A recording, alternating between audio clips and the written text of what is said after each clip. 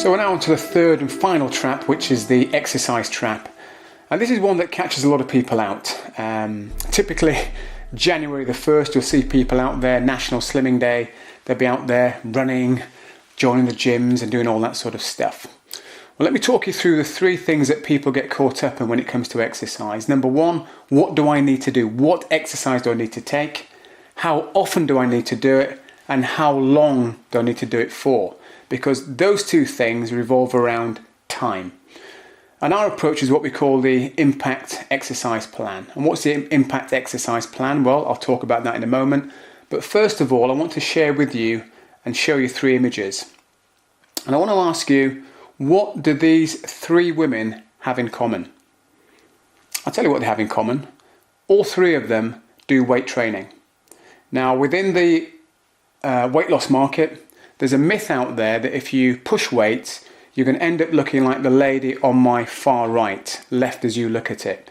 You're going to become big and muscular. That's simply not the case. That is not going to happen.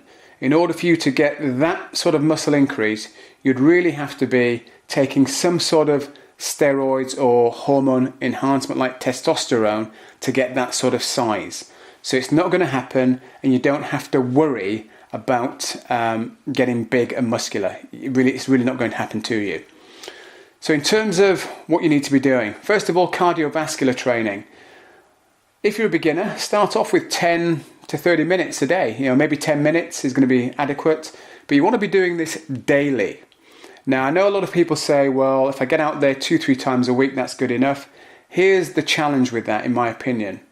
If you decide to exercise on a Monday, Wednesday, Friday, and you miss the Monday, you may say to yourself, I'll do double on the Wednesday to catch up, and then you'll get into the Friday, and you'll do what you need to do on the Friday. But the reality is, people rarely catch up with themselves, or if they do, they end up doing too much and they get injured. So rather than doing that, let's get you out there exercising every day, doing a small amount, so it becomes a habit, a little bit like brushing your teeth. You wouldn't dream of going a whole day without brushing your teeth. You'd do it every day. So let's make your exercise regime a daily event so that when you do miss it, it stands out and it's obvious you've missed it. Flexibility needs to be done daily as well, and you can spend 5-10 minutes doing a bit of flexibility around the major joints, your lower back, your shoulders, your hips. Those are all good areas to keep nice and mobile. But the area that I want to spend just a little bit more time on is resistance training. Because as I say, this is an area which has a lot of myths around it, which I've already spoken about, to do with becoming really, really big and muscular. Simply not going to happen.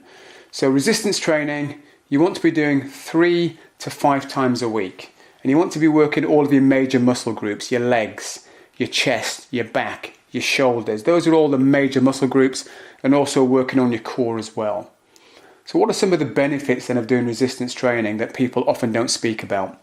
Well, first of all, you've got improved muscle tone, therefore you're going to improve the way you look. You're going to have improved metabolism. I spoke about middle-age spread earlier, how we all lose a certain amount of lean body tissue as we age, which we do. Past the age of 30, we start to lose body tissue and lean body mass.